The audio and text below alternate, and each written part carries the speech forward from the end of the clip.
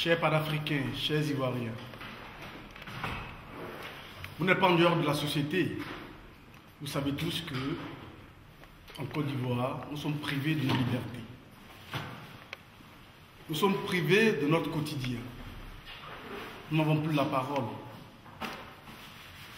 Parce que nous voulons vivre de la démocratie. Nous avons imposé la dictature. Nous avons imposé l'oppression.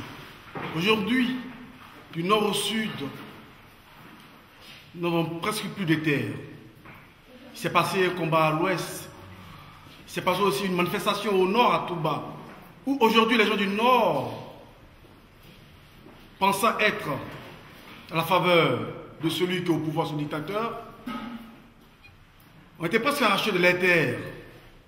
C'est pour dire que du nord au sud, de l'est à l'ouest, au centre, il faudrait que nous soyons un. Il faudrait que nous soyons ivoiriens. Le patriotisme, ça n'a rien à voir avec un parti politique. C'est une chose qui se sent, qui est dans le sang, qui est dans les ADN. Aujourd'hui, je vous appelle à la mobilisation.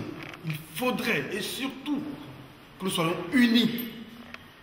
Même dans nos différences, il faudrait que nous soyons unis. Parce que c'est la différence qui fait l'homme. Nous ne devons pas être toujours d'accord. Nous avons un seul point commun, qui est la Côte d'Ivoire. Qui est la Côte d'Ivoire. Et ce pays, nous ne devons pas le brimer par rapport à nos intérêts, par rapport à nos égoïsmes, par rapport à notre hypocrisie, par rapport à notre méchanceté. Il faudrait que nous ayons la tête sur les épaules, il faudrait que nous ayons les pieds sur terre pour comprendre que ce pays est un et indivisible. Chers Ivoiriens, même ceux qui ont pris la nationalité ivoirienne, je veux parler de tout Africain, parce que nous faisons au moins ça, après les États-Unis d'Amérique, après la Grande-Bretagne, après la France, en Afrique, nous faisons quand même 23% des étrangers. Ils se sentent mieux chez nous qu'ailleurs.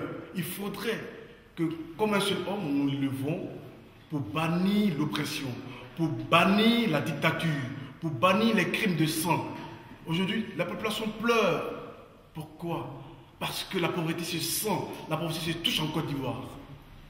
Il faudrait que Ivoiriens et non-Ivoiriens vivant en Côte d'Ivoire, nous levons pour dire non à l'oppression, pour dire non à la dictature, pour dire non au crime de sang.